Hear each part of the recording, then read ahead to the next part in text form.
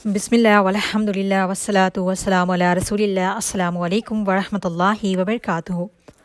उम्मीद करती हूँ कि आप सब ईमान और सेहत की बेहतरीन हालत में होंगी। इंशाअल्लाह अज़्ज़ वजल अल्लाह सुब्हानहू व तआला आप सबकी तरफ बढ़ने वाले हर शर को खैर में बदल दें। इंशाअल्लाह आज हम देखेंगे तलाक, खुला और इद्दत के बारे में, और इंशाल्लाह मैं इन सारी चीज़ों को आपको डिटेल में बताऊंगी। अगर हो सके तो आप लोग नोट्स बना लें ताकि आप लोगों को एक बार में अंडरस्टैंड हो जाए। ठीक है, ऐसे सुनने में थोड़ा कंफ्यूज हो सकता है, लेकिन मैं कोशिश करूँगी कि आपको ईजी वे में समझाऊँ। लेकिन आप लोगों ने, ठीक है, नोट्स में ज़रूर लिखें ताकि आपको ये लाइफ टाइम काम आने वाले। अगर कोई आपसे सवाल भी करे ना, आप लोगों को जवाब देना आना चाहिए, क्योंकि बहुत से लोग यहाँ पर कंफ्यूज हो जाते हैं और यहाँ ये चीज़ का इल्म नहीं होता और लोगों को। तो ये चीज़ को याद रखें। पहले देखें डिवोर्स, जिसे हम तलाक कहते हैं। हर लड़का या लड़की जो हस्बैंड एंड वाइफ का रिश्ता नहीं होता वो कहते हैं कि हमारा डिवोर्स हुआ है। डिवोर्स और खुला और तलाक, ये ठीक है। डिवोर्स इंग्लिश में कहते हैं तलाक, ठीक है, जिसको तलाक कहते हैं हम खुला। ओके, अब ये दोनों के वर्ड्स की मीनिंग समझिए अभी आप। तलाक जिसे हम डिवोर्स कहते हैं वो होता है जब हस्बैंड आपको तलाक दें इन रिटर्न या फिर ओरल। वो ये कहे कि आपको तलाक देता हूँ, वो हम इंशाल्लाह तलाक के बारे में जो पढ़ेंगे कंप्लीट में आपको बताऊंगी। ठीक है, आपको हस्बैंड आपका, आप अगर बीवी को हस्बैंड छोड़ रहा है, ठीक है, ओरल या रिटर्न यानी कि मुंह से तलाक देके या फिर पेपर के जरिए, ठीक है, वो कहलाती है तलाक। वो हो जाता है डिवोर्स। औरत कहेगी कि मेरा डिवोर्स हुआ है, सामने वाला सुनेगा तो समझेगा कि उसके हस्बैंड ने उसको छोड़ा है। हस्बैंड कब छोड़ता है? तभी उसकी औरत के साथ बनती नहीं या फिर समझती नहीं। तो ये एक पॉइंट ऑफ व्यू हो जाता है कि अगर हस्बैंड ने नहीं छोड़ा तो लड़की में कोई फॉल्ट था, मतलब फॉल्ट इन द सेंस कि वो उसकी नहीं बन पाई उस लड़की के साथ, तो लड़का ने छोड़ दिया। ओके, इसे कहते हैं हम तलाक और डिवोर्स। लेकिन खुला किसे कहते हैं? सेपरेशन। ठीक है, जो अलादगी यानी कि हस्बैंड से जो लेती है वाइफ, एक औरत अपने हस्बैंड से अलादगी करे, जैसे कि हस्बैंड ने अपनी बीवी को छोड़ा, उसी तरह अगर बीवी अपने हस्बैंड को छोड़ती है उससे कहते हैं खुला। ठीक है, क्या कहते हैं इसको?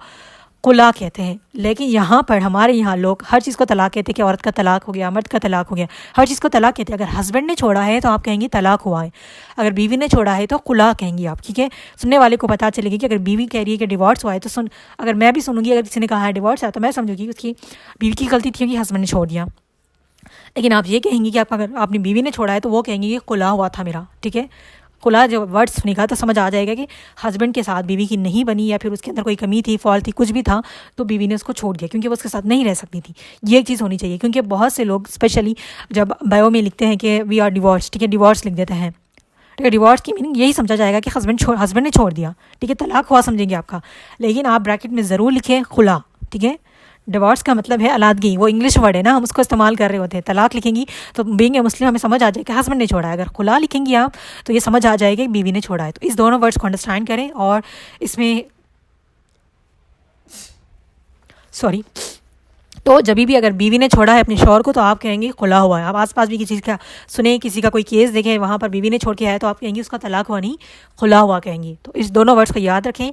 तलाक जिसको हम डिवोर्स कहते हैं इंग्लिश में, और अगर बीवी ने छोड़ा है तो हम कहेंगे उसको खुला। अभी आ जाती है इद्दत। ठीक है, इद्दत आपने सुना होगा जिसको कहते हैं वेटिंग पीरियड।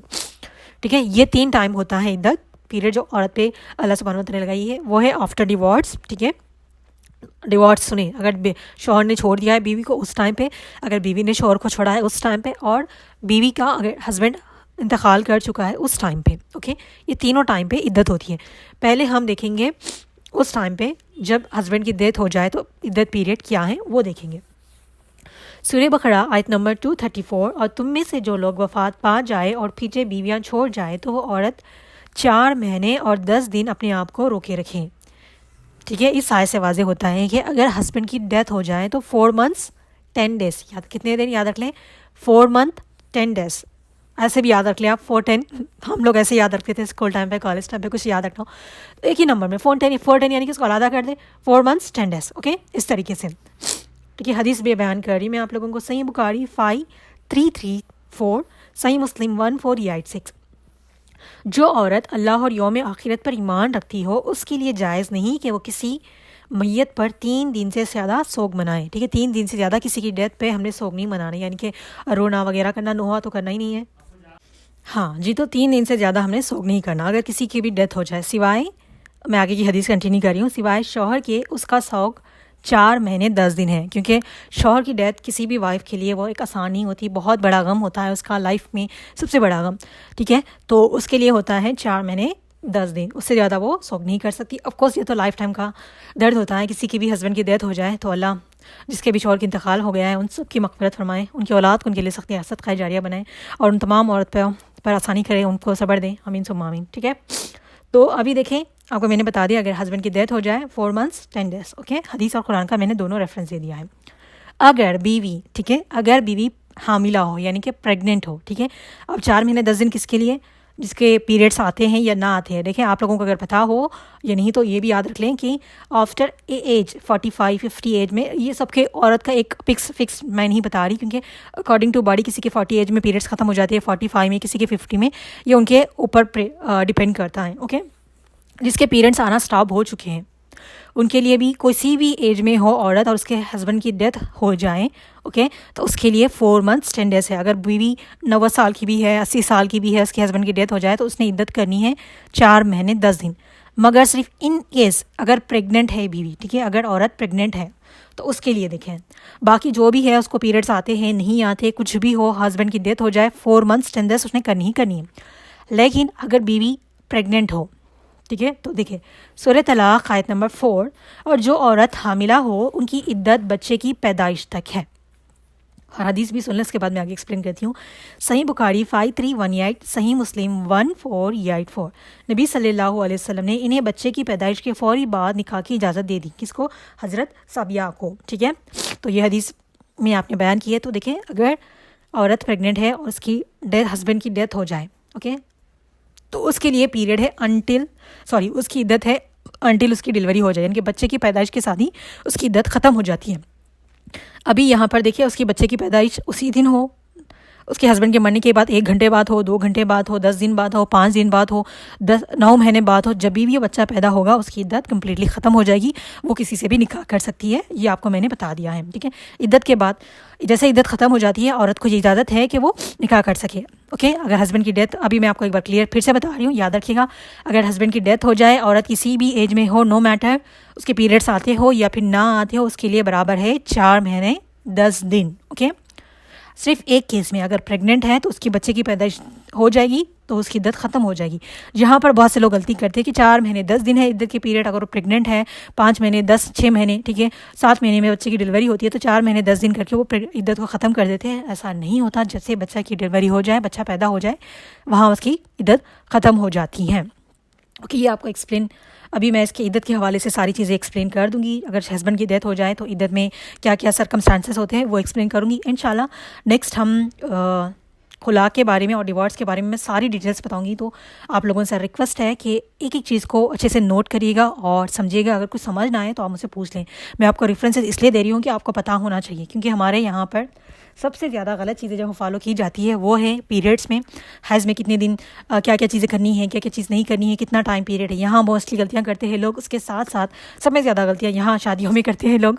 ठीक है, वली का रखना, ये नहीं रखना, महर का सीन नहीं रखना, और इसी तरह किसी की इद्दत पीरियड में भी बहुत सी मिस्टेक्स होती हैं। तो ये आप लोगों को क्लियरली पता होना चाहिए। तो राइट डाउन करिए, अपने पास नोट्स बना के रखें।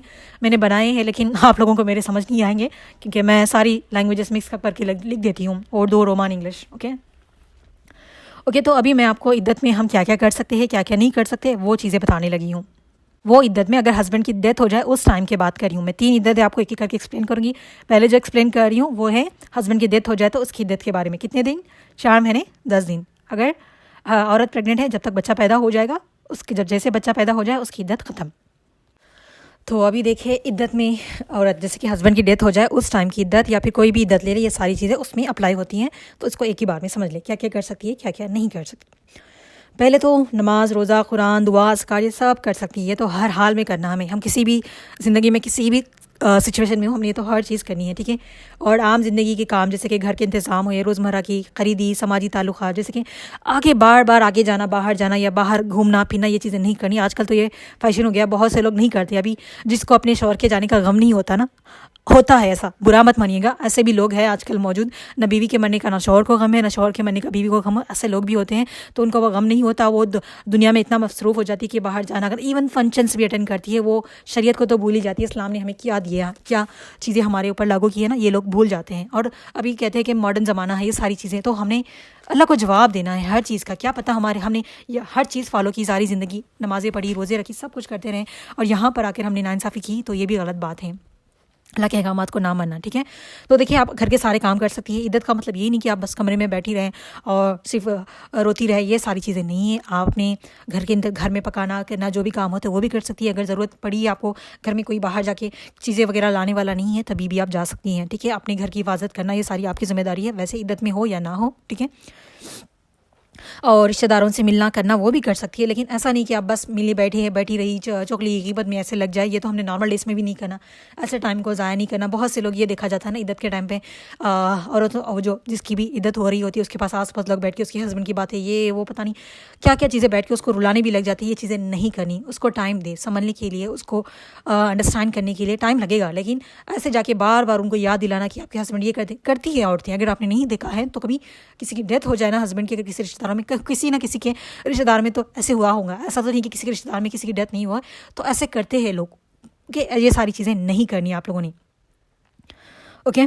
और इद्दत के दौरान ना ही निकाह जायज़ है, ये तो आप सबको पता है कि निकाह नहीं कर सकते। और शौहर की जगह दूसरे मर्दों से ताल्लुक़ रखना ये भी आजकल आम हो गया है। जैसे कि जिसको दिन से क्या मतलब ही नहीं होता, वो लोग जैसे हस्बैंड की डेथ हो जाती है शादियां भी करते हैं और रिलेशनशिप में भी आ जाती हैं, ऐसे लोग कर रहे हैं, तो ऐसा नहीं करना चाहिए, ओके। और हज़रत आयशा रज़ी अल्लाह अन्हा से रिवायत है कि बीवियों की इद्दत के दौरान निकाह की इजाज़त नहीं है, हत्ता कि अगर कोई मर्द तजावीज़ करे या ख्वाहिश रखे इद्दत ख़त्म होने तक नहीं मिल सकती।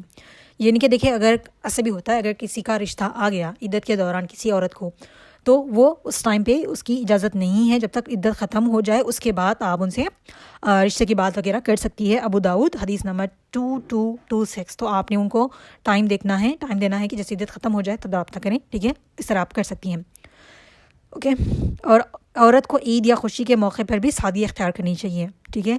अगर ईद हो, कोई खुशी का मौका है, तो वहाँ पर भी सादा लिबास वगैरह इस तरीके से पढ़ना चाहिए, अगर वो इद्दत के दौरान, ठीक है।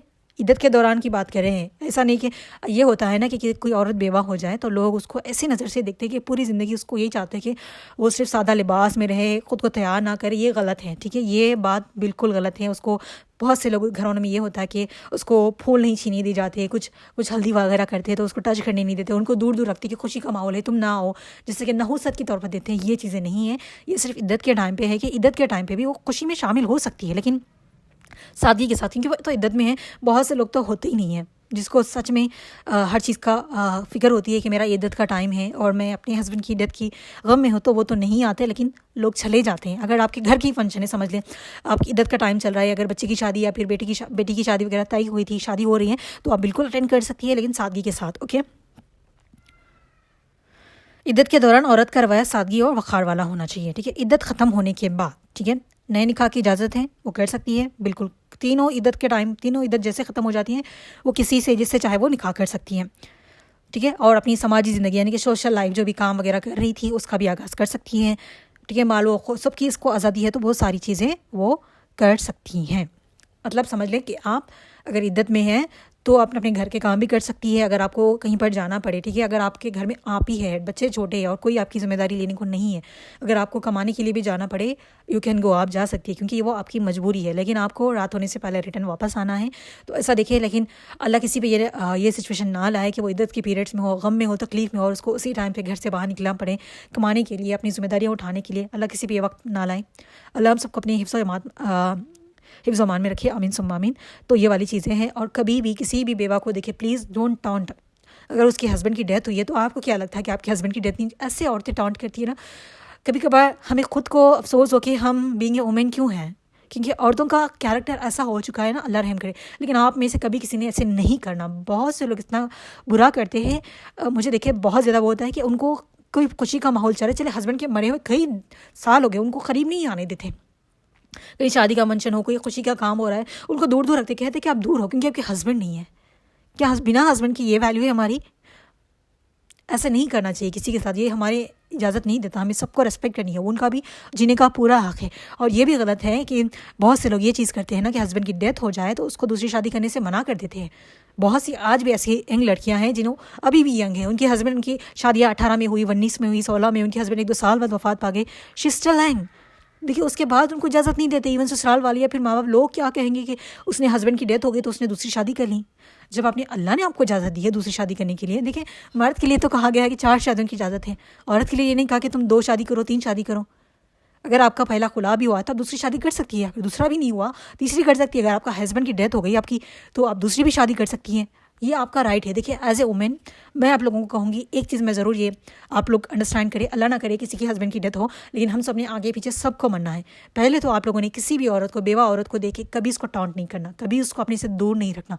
देखिए हमें किसी की भी नहीं लेनी, बदुआ नहीं लेनी। अगर आप किसी को जानबूझकर हर्ट कर रहे हो, उसको तकलीफ दे रहे हैं भरे आम, तो आप लोग उनको बुलाते ही क्यों हो? पहले तो मत बुलाएं। इसलिए बनाते हैं कि लोगों को दिखाने के लिए उसका हस्बैंड नहीं है, लेकिन हम उसको कितना पूछते हैं, ये भी दिखावा है, करते हैं लोग। अपने देखे ना कि किसी की फूफू हो, मैं अपने ही घर के अपने रिश्तेदारों की बात करती हूँ। अल्हम्दुलिल्लाह मैं बहुत शुक्रगुजार करती हूँ कि मेरी अम्मी और मेरे फादर इस तरह की चीज़ें नहीं करते, ना ही हम उनके साथ नहीं करते ऐसी चीज़ें, और मैं अल्लाह का बहुत ज़्यादा शुक्र अदा करती हूँ। वही हमारे यहाँ पर रिश्तेदार ऐसे करते हैं कि उनको बुलाते हैं, उनको दूर दूर रखते हैं। अभी अल्हम्दुलिल्लाह मेरी सिस्टर की शादियाँ हुई, हमारी हर फंक्शंस में मेरी फूफू लोग आई, उनके हस्बैंड नहीं थे, लेकिन हमारे साथ तो कुछ बुरा नहीं हुआ अल्हम्दुलिल्लाह। जितने लोगों ने उनको दूर दूर रखा उनकी लाइफ में वो सारी चीज़ें नहीं है, लेकिन हमारे पास हर चीज़ है, हर काम में हमने उनको आगे रखा। क्यों? क्योंकि उनका भी हक़ है, उनका भी राइट है, उनके भाई का घर है ये, वो हमारी फूफू है, उनका पूरा हक़ है कि वो हमारी खुशी में, अच्छी में, बुराई में शामिल हो। लोग इतना इस तरह का जुल्म करते हैं, बड़े लिखे लोग भी ऐसे करते हैं, पता नहीं कौन से माइंडसेट के लोग हैं। कभी आप लोगों ने किसी के साथ नहीं करना, किसी के भी साथ नहीं करना, ये बहुत बुरी बात है। अगर आप किसी के साथ ऐसा करते हुए देखें तो वहाँ उन लोगों को रोकें और बताएं। उनको बुरा लगता है लगे, लेकिन आपने उनको वहाँ बताना है कि किसी के साथ ऐसे ट्रीट नहीं करना। देखिए कब तक हमें भी कभी ना कभी हमारा शौहर मरेगा, ठीक है, हो सकता है कि कल के दिन मर जाए, या फिर तो आप भी बेवा बनेंगे। आपके साथ कोई ऐसा ट्रीट करेगा तो कैसे लगा? जब किसी के साथ जुल्म हो रहा है, ज्यादती हो रहा है ना, उसकी जगह पर खुद को रख के देखे कैसा फील होता है। बहुत बुरा, एक एक जगह पे इतना बुरा फील करवाते हैं, अल्लाह रहम करे। मुझे तो ऐसे लगता है कि ऐसी औरतें है ही कैसे? एक औरत ही औरत पे जुल्म करने वाली होती है, ये चीज़ आपने नहीं करनी। और एक दूसरी क्या बता रही थी मैं, हाँ ये देखिए, अगर किसी के हस्बैंड की डेथ हो जाए और आपके बच्चे हैं, ठीक है, देखिए एक यतीम की ज़िंदगी, जो बच्चे होते हैं ना, यतीम वो एक जो एक होता है ना बाप का सहारा। अगर बाप माजूर भी हो, बेड पे भी पड़ा हो, तब भी वो एक बाप क्या होने की जो वैल्यू होती है ना, वो कोई रिप्लेस नहीं कर सकता। ओके, ये आपका राइट है, आप दूसरी शादी कर सकती हैं। ओके, बहुत से लोग ये कहते हैं कि पता नहीं क्या कहेंगे लोग, मेरे बच्चे हैं, ये चीज़। अगर आपके बच्चे छोटे हैं आप ज़रूर दूसरी शादी कंसिडर करें। मैंने बहुत से लोगों से कहा है, माज़रत अगर आपको बुरा लगे, ये बुरी लगने वाली बात नहीं है, ये आपका राइट है। आप देखिए क्या होता है, मैं बताऊँ आपको। अगर कम उमेज में, समझ ले बच्चे बहुत छोटे हैं, बच्चे बहुत बड़े हैं, समझ ले बच्चे शादी के काबिल हो गए हैं, आप वो एक एज होती है कि चले बच्चे काबिल है, अभी क्या मैंने दूसरी शादी करनी है, वो उसके इसकी बात नहीं करी मैं। उसमें तो बच्चे होते हैं और हमारी ज़िंदगी कंप्लीटली हो ही जाती है, तो बच्चों की शादियाँ, फिर वो सारी चीज़ें, हमारी वही जिम्मेदारियाँ अलग होती है। लेकिन जिसके भी बच्चे छोटे हैं, बच्चे इस काबिल के अभी है ही नहीं कि वो कमाए या फिर आपकी भी रिस्पॉन्सिबिलिटी ले सके, उस टाइम पे आपने दूसरी शादी को लाजमी कंसिडर करना है। नो मैटर आपने खुला लिया है, आपका डिवोर्स हुआ है, आपके हस्बैंड की डेथ हुई है, क्यों? क्योंकि अभी देखिए, आप लोग ने भी अगर नहीं देखा है तो अपने आसपास देखिए क्या हो रहा है माहौल में, खुद भी लर्न करें कि आपको अपनी लाइफ कैसे जीनी है। ये बहुत इंपॉर्टेंट पॉइंट है। ठीक है, देखिए एक चीज़ पहले क्या करते हैं बताया, ससुराल वाले बहुत कम होते हैं जिसको खुश नसीब और अच्छे ससुराल वाले मिलते हैं। अगर खुदा ना खास्ता किसी के हस्बैंड की डेथ हो जाए और वो लड़की छोटी थी, बच्चे भी छोटे थे, एक तो ससुराल वाले होते हैं जो जिनको खौफ खुदा हो, जिनकी दीन को समझ हो, वो कहेंगे कि आप बेटा दूसरी शादी की इजाज़त उनसे लेने की इजाज़त ज़रूरत नहीं है, आप अपनी खुद के हकदार हैं। ठीक है, वो उनको सजेस्ट भी करते हैं, बताते भी है कि आप दूसरी शादी करो, क्योंकि आपके बच्चों के भी वो बोलने वाले बहुत कम होते हैं। लेकिन जो ऐसे ससुराल वाले आते हैं ना, अगर लड़की ने कह दिया कि मैंने दूसरी शादी करनी है, इतनी बातें बनाते हैं, इतनी बातें आपने सुनी होगी कि ये कहते हैं कि हाँ इसको मोहब्बत नहीं थी मेरे बेटे से, फलां फलां चीज़ें। वो औरतें जो सास की जो बातें शुरुआत होती है ना, अल्लाह रहम करे, ऐसी औरतें कहाँ से आती है, अल्लाह ही खैर करे ऐसे लोगों का। ठीक है, वो इतनी बातें बनाती है तो फिर औरत वहाँ दब जाती है। हाँ मुझे अपनी शौहर से ऑफकोर्स मोहब्बत होगी। देखिए जो शौहर होता है, शौहर की रिप्लेसमेंट कोई नहीं कर सकता। पहला शौहर पहला ही होगा, दूसरा शौहर दूसरा ही होगा, उसकी बात नहीं कह रही मैं। लेकिन अगर आपके बच्चे छोटे हैं तो आप कब तक ससुराल में रहेंगे? हर दिन आपको एक बेवा की तरह देखा जाएगा, हर दिन आपको टांट मारा जाएगा, और आपके बच्चे यतीमी की तरह ज़िंदगी जीएंगे। जीते कि नहीं जीते? बहुत से लोग कहते हैं कि यतीम की मदद करो, कितना यतीम पे सर पे हाथ रखे उसको कुछ दे के कितना उसको नीचा दिखाया जाता है, कभी देखा है आपने? मैं बचपन से देखती आ रही हूँ ये। जैसे मैं अपने पप्पू को कह रही थी, उनके बच्चे बहुत छोटे थे, वो मुझसे भी छोटे थे। तो एक चीज़ होती है ना, जो लोग उनको कंसिडर करते हैं, कैसे करते हैं, वो बहुत ज़्यादा हर्ट करता है, बहुत ज़्यादा। वो अभी रिग्रेट करती है। लास्ट टाइम भी आई थी तो कहती शायद मैंने दूसरी शादी कर ली होती तो उस टाइम पे, क्योंकि वो यंग थी, उनके बच्चे छोटे थे, 3-3 साल के, 2-2 साल के बच्चे थे। ठीक है, वो जिस एज में अगर वो कर लेती सही फैसला, तो उनको वो यतीमी, वो हार्ड लाइफ नहीं करनी पड़ती। अल्लाह ने कहीं ये मेंशन नहीं किया कि शौहर की डेथ हो जाए, तलाक हो जाए, डिवोर्स हो जाए। अगर ज़रूरी नहीं होता तो अल्लाह खुद फरमा देते कि तुम्हें दूसरी शादी की इजाज़त नहीं है। तो ये आपका राइट है। मैं इसलिए कह रही हूँ कि आपके बच्चों को जो देखें, ऑफकोर्स अगर आप इंडिपेंडेंट है, आप कमा भी रही हैं, तो आप अपने बच्चे को वो बाप का प्यार नहीं दे सकती। देखिए अगर स्टेप फादर भी हो तो ऐसा नहीं है कि वो बुरा ही मिलेगा, अच्छे लोग भी मिलते हैं, ठीक है, अच्छे लोगों की तलाश करें, मिलते हैं लोग, लेकिन एक बाप का नाम और एक रिस्पॉन्सिबिलिटी वो जो भी हो, स्टेप हो, यानी कि सौतेला जो कहते हैं ना, तो मैं स्टेप फादर जैसे कहते हैं ना, तो वो भी हो तो भी वो आपको एक हस्बैंड का एक इज्जत मिलेगी आपको। देखिए बीवी के तौर पे जो आपको बेवा का जो देखा जाएगा ना, वैसे नहीं देखा जाएगा, आपको लाइफ जीने का एक मौका मिलेगा। हाँ जी, मैं तो ये बता रही थी आप लोगों को, माज़रत मैं अज़ां हो रही थी, मैंने ऑडियो स्टॉप कर दी, मैं भूल गई। हाँ, ये बता रही थी ना मैं कि ये आपका राइट है, दूसरी शादी करना आप कर सकती है। लोग क्या कहेंगे, please don't listen to them. यही लोग, अगर आपने शादी नहीं की, आप उन्हीं के घर रही, तो आपको एक बेवा के तौर पे जो चीज़ें आपको स्ट्रगल करने की बातें सुननी पड़ेगी ना, वो बहुत ज़्यादा पेनफुल होती है। ऑफकोर्स आई नो कि हर औरत को अपने हस्बैंड से मोहब्बत होती है, उसकी रिप्लेसमेंट नहीं हो सकती, लेकिन आपकी सिक्योरिटी के लिए, आपकी हिफाजत के लिए, आपको इन सब बातों से बचने के लिए आपने शादी करनी है। देखिए आपके पास कितना भी पैसा क्यों ना हो, आप रिच पर्सन की बेटी भी क्यों ना हो, तो वो पैसा आपकी उन सब बातों को रिप्लेसमेंट नहीं कर सकता, ना ही आपके बच्चों को वो बाप का प्यार और आपको एक हस्बैंड का नाम नहीं दे सकता। तो प्लीज़ ये मत कहना कि हमारे पास पैसा है, हम एक सिंगल मदर बच्चों को हैंडल कर लेंगे। आप कर लेंगी, आप हो सकता है माँ बाप का दोनों का प्यार दें, ठीक है, लेकिन बाहर जाने के बाद बच्चे जो चीज़ें सुनते हैं उनके फादर के बारे में, दूसरों के, तो वो किस हर एक चीज़ को वो बच्चे सफ़र करते हैं, बच्चे पूछते भी हैं, ठीक है। अभी आप अपने आसपास देखिए ना, जिस जो यतीम है, बहुत मैंने अपने घर के आसपास भी ऐसे लोगों को देखा है, तो अल्लाह उनके सबके लिए आसानियाँ करे। It's a very difficult time, और ये सिर्फ डिफ़िकल्ट टाइम एक दो दिन में नहीं हो जाता, ये पूरी ज़िंदगी के लिए रहता है। ओके, तो सही पर्सन का इंतखाब करें, लोग अच्छे लोग मौजूद हैं। अगर आप दूसरी शादी करेंगे इसका मतलब ये नहीं कि आपके बच्चे पीछे रह जाएंगे, ऐसे नहीं, बच्चों को पीछे छोड़ के आपने नहीं करनी, बच्चे हैं तो उनको साथ लेकर करें।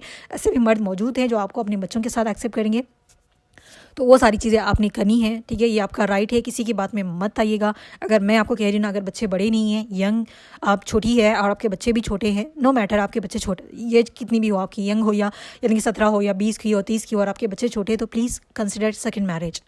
It's good for you and your childrens, ठीक है, ये बहुत ज़रूरी है आप लोगों के लिए। तो ये अल्लाह ना करे किसी के साथ ऐसा हो, लेकिन अगर कभी ऐसा हो जाए किसी के साथ, ना हमारे साथ या फिर कभी फैमिली में किसी के साथ हो जाए, फ्रेंड्स में किसी के साथ हो जाए, तो उनको ये मशवरा ज़रूर दें, क्योंकि लोग तो उस टाइम पे ऐसी ऐसी बातें करते हैं, फिर बाद में भी पूरी ज़िंदगी करते हैं। देखिए अगर हम अपने माँ बाप के घर आके भी रह जाए तो कब तक रहेंगे, कब तक माँ बाप आपको आपके बच्चों का हैंडल करेंगे, ठीक है, उसके कब तक आपके अगर भाई भी है तो कब तक, ठीक है। अगर आपको पैसा है, चले आपकी खाने पीने की सारी अखराजात हो रहे हैं, लेकिन जो इमोशनल कनेक्शन जो एक बीवी को अपनी एक हस्बैंड चाहिए, एक लाइफ पार्टनर चाहिए, और इसी तरह अपने बच्चों को एक फादर चाहिए, वो कोई नहीं कंप्लीट कर सकता। नो मैटर आपके वालिदैन आपके बच्चे से जितना प्यार करते हो, नो मैटर आपके भाई अपने बच्चों से, आपके बच्चों से जितना प्यार करते हो, कोई उनकी कमी पूरी नहीं कर सकता। तो इस बात को कंसिडर करिए, और ये आप लोगों का राइट है, प्लीज़ लोगों की बातें में मत आए, अपने लिए राइट्स पे जीना और अपनी लाइफ में फ़ैसले करना सीखें। सिर्फ आप नहीं, अगर आपके आसपास ऐसी औरतें हैं जिनके हस्बैंड की डेथ हो गई हो या फिर उन्होंने खुला लिया है, डिवोर्स लिया है, तो प्लीज़ उनको समझाने की कोशिश करें कि अपनी लाइफ में आगे बढ़े। एक चैप्टर हमारी ज़िंदगी का बुरा है तो इसका मतलब ज़रूरी नहीं है कि हमारी पूरी ज़िंदगी बुरा। अगर डिवोर्स हो गया, आपका खुला हो गया है, तो चलिए समझ ले वो आपका एक टेस्टिंग पीरियड था, अल्लाह की तरफ से एक हार्डशिप था, आप वहाँ से लर्न करके अपनी लाइफ में आगे बढ़ेंगी। लोग वहीं पर रुक जाते हैं, आफ्टर डिवोर्स और खुला के बाद भी दूसरी शादियाँ नहीं करते। क्यों? अगर एक इंसान बुरा है तो क्या पूरी ज़िंदगी, पूरी दुनिया बुरा है? ऐसा नहीं है। तो ये आप लोगों का राइट है, सोच समझ के डिसीजन ले। किस टाइम अगर समझ, देखिए बहुत से लोग ये भी शिकायत करते हैं हमने अच्छे से इन्वेस्टिगेशन की, सबको समझा कि बहुत अच्छा होगा लड़का, इस तरीके से बाद में वो अच्छा नहीं निकला, हमारा डिवोर्स हो गया, खुला हो गया, कुछ भी हो गया है, ठीक है। तो अल्लाह की तरफ से हर चीज़ आजमाइश होती है, अगर वो आप आजमाइश से निकल गए तो अल्लाह आपको बेस्ट देंगे। हर मुश्किल के बाद आसानी है। तो आप लोगों से रिक्वेस्ट है, अगर आपके आसपास कोई ऐसी है तो उनको भी जाके एक्सप्लेन करिएगा, और आपके आसपास या फिर किसी के साथ भी ऐसी कंडीशन हो कभी, तो please do consider your second marriage, it's your right. लोगों की बातों में मत आए, खुद अपनी लाइफ में जीना सीखे। देखिए हो सकता है अगर आपने आज राइट नहीं लिया, कल के दिन आपके बच्चे बड़े हो जाए, इन द लास्ट पीरियड देखिए हर किसी को एक साथी की ज़रूरत है। ये कहना गलत है कि हम अकेले ही रहेंगे, हम बस अपने दिन के काम करते रहेंगे, ये सारी चीज़ें वो बोलने वाली बातें हैं। जब मुश्किल वक्त आता है एक टाइम पे, एवरीवन फील लोनली, ठीक है। इसीलिए तो अल्लाह ने हस्बैंड एंड वाइफ का खूबसूरत सा रिश्ता बनाया है, और कहीं ये मेंशन नहीं किया कि औरत को इजाज़त नहीं है कि वो दूसरी शादी ना करे। अगर ये ऐसा होता तो अल्लाह सुब्हानहू व तआला खुद फरमा देते, हदीस आ जाती है, फिर कुरान की कोई आयत आ जाती, हस्बैंड की डेथ हो गई या फिर हस्बैंड ने छोड़ दिया है, कुछ भी हो, तो आप दूसरी शादी ना करें। तो ये लोगों की माइंडसेट बनी हुई है, स्पेशली ये देसी फैमिली जो इंडियंस वगैरह हैं, तो उन लोगों की बहुत ज़्यादा ये माइंडसेट बनी हुई है। तो इस माइंडसेट को चेंज करिएगा। अगर आपके आसपास किसी पर जुल्म भी हो रहा है तो प्लीज़ उनको बताइएगा। मैंने आपको इद्दत के बारे में सारी चीज़ें बता दी आफ्टर हस्बैंड डेथ। उम्मीद करती हूँ कि आपको समझ आ गया होगा। इंशाल्लाह मैं कल आपको खुला के बारे में बताऊंगी ओके, उसके बाद मैं डिवोर्स के बारे में बताऊँगी, क्योंकि डिवोर्स के बारे में सारी डिटेल थोड़ी ज़्यादा है, तो इंशाल्लाह वो बताऊँगी। उम्मीद करती हूँ कि आपको समझ आया होगा और मेरी बात आपको समझ आई होगी। मैं किसी को हर्ट करने वाली या फिर किसी को बुरा नहीं करी। हमारी ज़िंदगी है, अच्छी बुरी चीज़ें होती हैं, तो हर चीज़ का आपको पता होना चाहिए कि कल के दिन आपने क्या करना है। ठीक है, आज से आप अपना माइंडसेट में हर चीज़ को सेव करके रखेंगी, तो कल कभी ऐसी कंडीशन आए या फिर आज आपके आसपास किसी फैमिली में या किसी रिश्तेदार किसी को भी साथ ऐसा हो रहा है, तो आप उनके लिए स्टैंड ले सकती है और अपने लिए भी स्टैंड ले सकती है। तो ये सारी चीज़ें आपको पता होना ज़रूरी है। ये मत समझना कि नेसेसरी मैं क्यों सुनूँ इसके बारे में, हाँ मेरा हस्बैंड मर जाएगा क्या, या फिर मुझे क्या ज़रूरत, मैंने तलाक लेनी है क्या फ्यूचर में। हो चले अल्लाह ना करे आप में से जितने भी सुने ना हो, आपने आसपास तो देख रही है ना, कभी आपसे कोई पूछे तो आपको पता होना चाहिए। कभी ये नहीं समझना कि हमें क्या ज़रूरत, बहुत से लोग छोड़ देते कि हमने इस पर अमल ही नहीं करना, ये हमें क्या ज़रूरत पड़ेगी। कभी भी किसी को कोई भी ज़रूरत पड़ सकती है, अगर हमें ना पड़े तो हमारे आसपास किसी को सराउंडिंग में, हमारी फैमिली में या फिर हमारे रिश्तेदार में किसी को पढ़ सकती है, तो आपको पता होना चाहिए। अभी मुसलमानों के पास ये है ना कि दीन सीखने के लिए बस उनके पास टाइम नहीं है। बस किसी की तलाक भी हो गई, कुछ भी हो जाए तो फौरी स्कॉलर्स को फ़ोन करो या फिर उनसे पूछो कि इसमें क्या करना चाहिए। अगर आपको खुद को दीन की तालीम है तो आप खुद से करेंगी, आपको दूसरों से पूछने की ज़रूरत नहीं पड़ी। इवन किसी की डेथ भी हो जाए, गसूल के लिए फ़ोन कॉल्स लगाए जाते हैं कि उनको बुलाओ, वो गसूल देंगी, क्योंकि हमें नहीं आता गसूल देना।